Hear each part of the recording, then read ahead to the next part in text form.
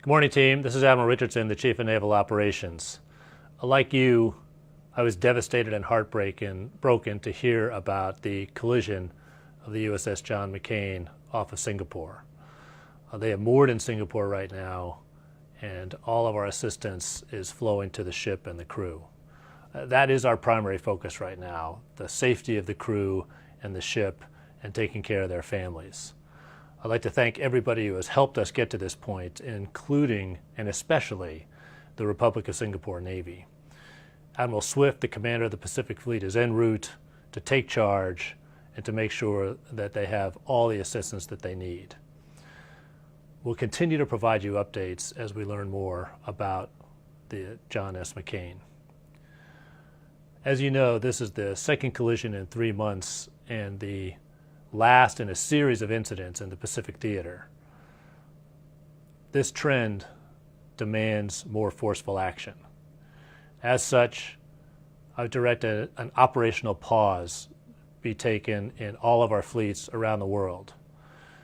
I want our fleet commanders to get together with their leaders and their commands to ensure that we're taking all appropriate immediate actions to ensure safe and effective operations around the world. In addition to that operational pause, I've directed a more comprehensive review to ensure that we get at the contributing factors, the root causes of these incidents. This review is in addition to the investigations that are looking into the details of the collisions of the USS Fitzgerald and now the USS John S. McCain. I've asked Admiral Phil Davidson, the commander of USS Fleet Forces Command, to take charge of that investigation.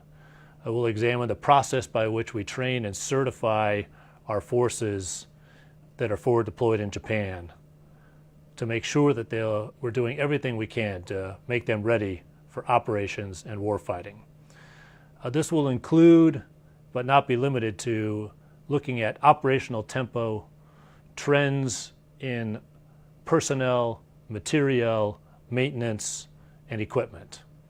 It will also include a review of how we train and certify our surface warfare community, including tactical and navigational proficiency. Now, I want to make as many resources across the Navy available to Admiral Davidson in the conduct of this review, and that will include the Naval Inspector General, the Naval Safety Center, and others.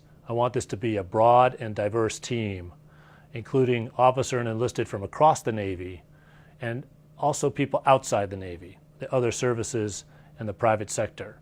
I want this team to be as diverse as they can be so that we don't miss anything in our review. This review will be on a very tight timeline. I want to get frequent updates.